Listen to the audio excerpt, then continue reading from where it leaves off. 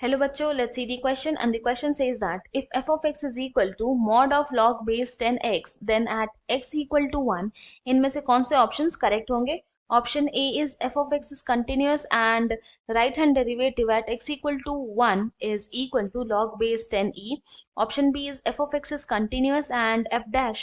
of 1 plus which is the right hand derivative at x equal to 1 is equal to minus log base 10e. Option C is f of x is continuous and left hand derivative at x equal to 1 is equal to log base 10e. And option D is f of x is continuous and left hand derivative at x equal to 1 is equal to minus log base 10e.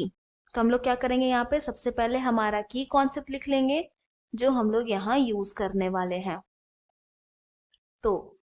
First होगा left hand derivative at x equal to a can be calculated as limit h tends to 0 f of a minus h minus f of a divided by h. हमारा जो second की concept है वो है right hand derivative at x equal to a can be calculated as limit h tends to 0 f of a plus h minus f of a divided by h. हमारा जो third की concept है जो यहाँ पे यूज करेंगे वो होगा log base m n is equal to, लिख सकते हैं हम लोग इसको log base p m divided by log base p n where m n p are positive number and n is not equal to 1 and p is not equal to 1. And हमारा जो fourth की concept है जो हम लोग यहाँ use करने वाले हैं वो ये होगा कि log base n m is equal to, हम लोग लिख सकते हैं 1 by log base m n. ये है reciprocal rule where m and n are positive number other than 1. तो अब क्या करते हैं, अब ये जितने भी की कॉन्सेप्ट है सबका यूज करके हम अपने क्वेश्चन को सॉल्व करेंगे. तो हमारे पास यहाँ फंक्शन गिवन है f of x is equal to mod of log base 10x. तो यहाँ पे हम लोग क्या करेंगे, हमारा थर्ड की कॉन्सेप्ट यूज करेंगे. तो दिस इज इक्वल टू क्या हो जाएगा, mod of log base e x divided by log base e 10. This is equal to, अब क्या करेंगे, अब यहाँ पे log बेस e 10 है ना, यहाँ पे यूज कर लेंगे हम लोग का फोर्थ की कॉन्सेप्ट. तो ये हो जाएगा mod of log base e x divided by log base e 10 को लिख सकते हैं 1 multiplied by log base 10 e, इस तरह से. तो ये क्या हो जाएगा, फंक्शन क्या आ गया हमारा, mod of log base e x multiplied by log base 10 e. तो हमारा जो फंक्शन f ऑफ x है वो इस तरह से डिफाइन हो सकता है कि जब x लाई करे 0 से 1 के बीच में तब हमारा जो फंक्शन होगा वो होगा minus log base e x multiplied by log base 10e. And जब x हमारा ग्रेटर देन इक्वल टू 1 होगा तब जो फंक्शन लेंगे वो होगा log base e x multiplied by log base 10 e.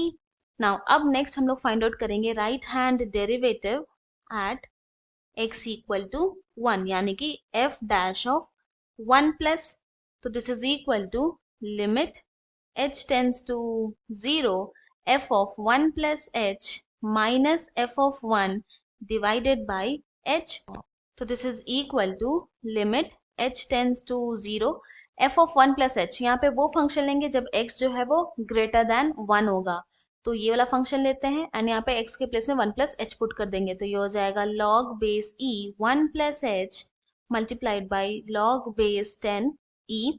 Minus f of one क्या होगा, यही वाला फंक्शन लेंगे क्योंकि function at x equal to one पे यही वाला फंक्शन होगा, बस क्या करेंगे एक्स के प्लेस में वन पुट कर देंगे, तो ये हो जाएगा log base E one multiplied by log base 10 E divided by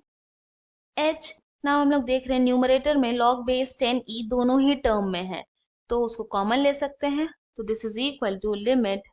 h tends to 0 log base 10 e, common ले तो हमारे पास क्या बच गया, log base e 1 plus h minus log base e 1 divided by h। Now अब इसी same चीज को हम लोग इस तरह से लिख सकते हैं log बेस 10 e, क्योंकि ये कांस्टेंट है तो लिमिट के बाहर लिख सकते हैं, फिर आ जाएगा limit h tends to 0 log base e 1 plus h by h minus limit h tends to 0 log base e 1 divided by h। Now since हम लोग ये जानते हैं कि limit x tends to 0 log 1 plus x divided by x is equal to होता है 1 and log base e 1 is equal to होता है 0,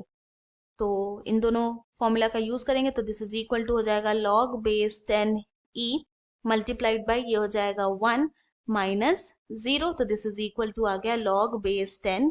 ई। नाउ नेक्स्ट अब हम लोग यहाँ पे फाइंड आउट करेंगे left hand derivative at x equal to 1 यानी कि f डैश ऑफ 1 माइनस, तो दिस इज इक्वल टू हो जाएगा limit h tends to 0 f of 1 minus h minus f of 1 divided by h, तो this is equal to यहाँ पर आ जाएगा limit h tends to 0 f of 1 minus h, मतलब यहाँ पे वो फंक्शन लेंगे जब x जो है वो लेस देन 1 होगा, तो हम लोग ये फर्स्ट वाला फंक्शन लेंगे एंड x के प्लेस में 1 माइनस एच पुट कर देंगे, तो ये हो जाएगा minus log base e 1 minus h multiplied by log base 10 e minus f of 1 क्या हो जाएगा, function at x equal to 1 पे ये सेकंड वाला फंक्शन लेंगे, बस क्या करेंगे x के प्लेस में 1 पुट कर देंगे, तो ये हो जाएगा हमारे पास log base e 1 multiplied by log base 10 e and then divided by h। Now क्या देख रहे हैं, दोनों ही न्यूमरेटर में दोनों ही टर्म में log बेस 10 e है और वो कांस्टेंट है, तो लिमिट के बाहर लिख सकते हैं इसको, तो ये हो जाएगा equal to log base 10 e multiplied by limit h tends to 0 क्या आ जाएगा हमारे पास minus log base e 1 minus h minus log base e 1 divided by h। Now अब क्या करते हैं, अब हम लोग इस तरह लिख सकते हैं equal to log base 10 e, फिर यहाँ पे लिखेंगे लिमिट